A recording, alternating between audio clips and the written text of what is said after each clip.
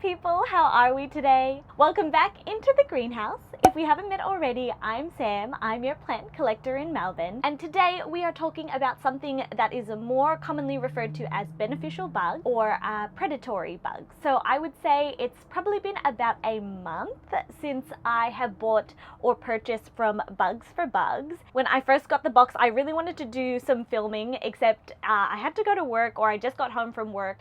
So I'll insert some of the film or footage that I did there when I was opening it up. Additionally, when I was like sprinkling it all on my plant. I have done about 4 rounds of this once per week in an attempt for a preventative as well as to get rid of any spider mites or thrips.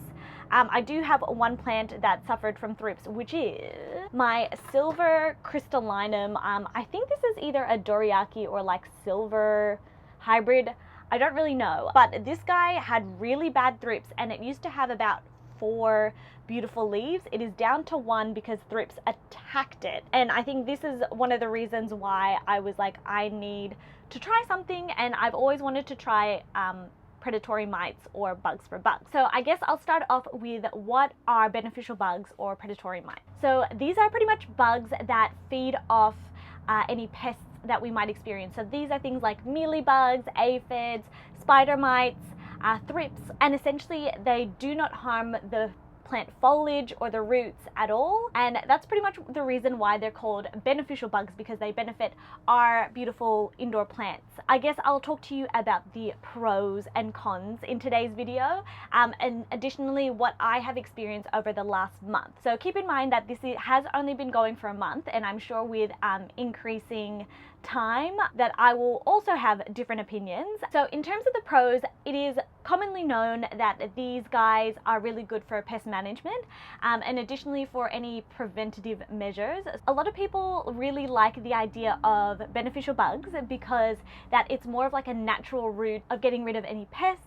So I should add that this is also used in agriculture, so mostly like outdoors, but it's definitely more of the natural way and not necessarily using chemicals. So I know that for some people that is really important to them, and I know for myself I like to avoid chemicals if I can for my plant, but I do use other alternatives if the infestations get really bad. Another pro would be that it creates a healthy ecosystem. So depending on the bug that you end up buying or purchasing, they not only get rid of any of the pests that you have, but they actually sometimes go into the dirt. Ooh, that was a moth. Gross. But they sometimes go into the dirt, and they might feed off some inorganic plant matter or things that are not necessarily healthy for your plant, or things that have decomposed. For example, things that might cause root rot, and they feed on the debris or rotting material. So it's creating almost like a cycle, a constant reoccurring pest management. Particularly for the ones that I've chosen, is that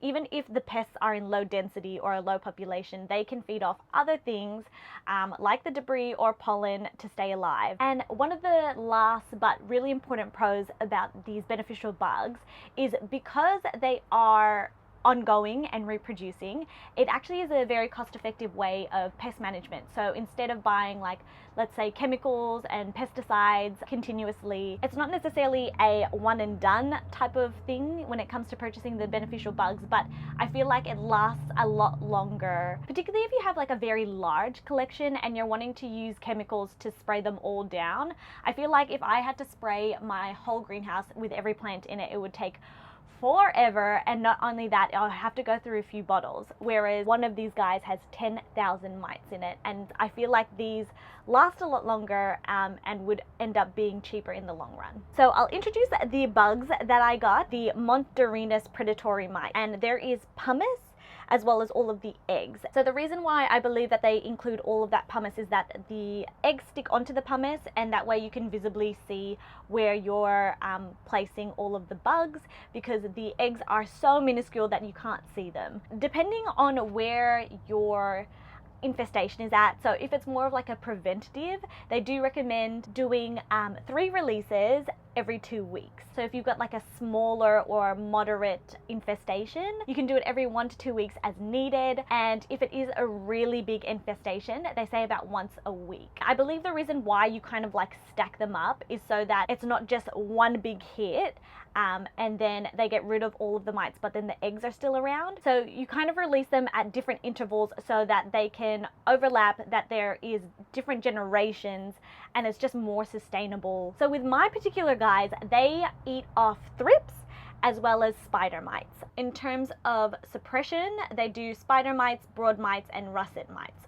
which I'm not really sure exactly what they are, but the main target for these guys are the thrips and whiteflies. So I bought these guys for about $22 for the 10,000 mites.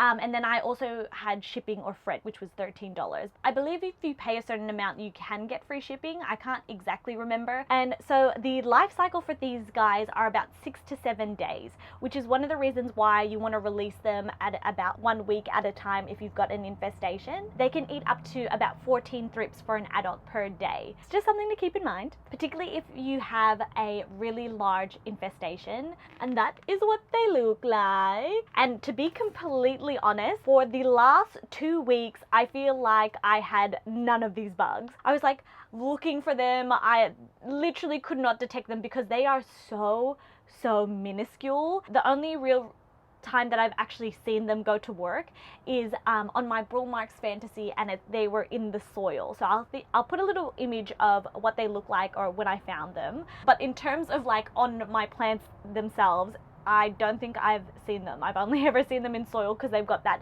big contrast of like the soil being dark, and they're like a whitey cleary color. Alrighty, so let's try and talk about my thoughts, in my experience, what I feel about these guys and what I think I want you to know before you think about purchasing Bugs for Bugs or giving it a shot. So in my experience, I don't actually believe that these guys are really good for large populations of pests or big infestations. So I'm talking about a really large infestation where it's a little bit out of control. Yes, you may have 10,000 mites, but these mites can only eat about 14 thrips a day. And not only that, I think that when you have to think about the release of the population and the ratio of the insects, both beneficial and the pests, is that when you first introduce them, the predatory mites will be at a very small population in comparison to the pests if you have a really large infestation. And the rate that they can consume is very small. And then with every introduction, that's when things start really going. So the next point in my experience is that they are really slow to get going. I couldn't find these mites for the life of me for at least the first 2 weeks.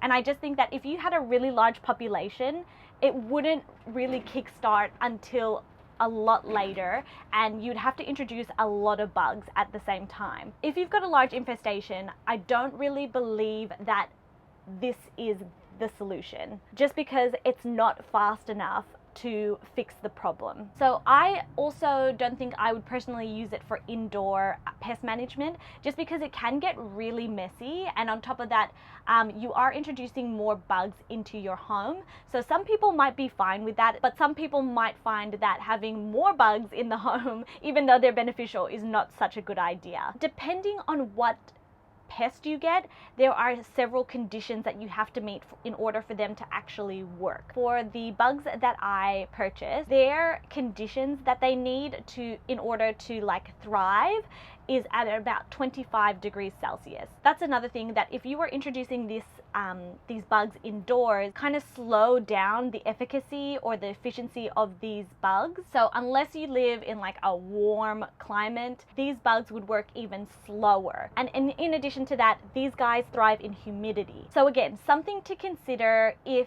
you are releasing these bugs indoors, or in a climate that changes a lot, like it drops in temperature a lot. So I recommend doing your research, making sure that your conditions that you have for your plants and their environment matches up with the predatory mite. For me, the chemicals or pesticides work a lot faster, but overall I find that these predatory bugs are really great for long-term pest management, and they're a great preventative for all of these bugs, particularly if you get the beneficial bugs that kind of overlap with multiple species of pests that they eat. If I can be, I would rather the natural route over the chemical, so that is why I will definitely be purchasing more bugs for bugs, as long as you're on top of the reintroduction and treatment of putting these guys on your plants or on the soil. I think these are effective. Would recommend as a preventative if you've got a small or a moderate to medium population of pests. So that pretty much wraps up this week's video, my friends. I hope that this is really helpful for you guys, and that through my experience that you can make an informed decision of whether bugs for bugs or any type of predatory mite or beneficial bugs is really good for your situation and your plant. So if you guys have any questions at all, please feel free to message me. You can either DM me, leave some comments down below, and I'll try and get to them, and we can have a little chat in the comments. I will see your beautiful face in the next video. Bye guys! Mwah!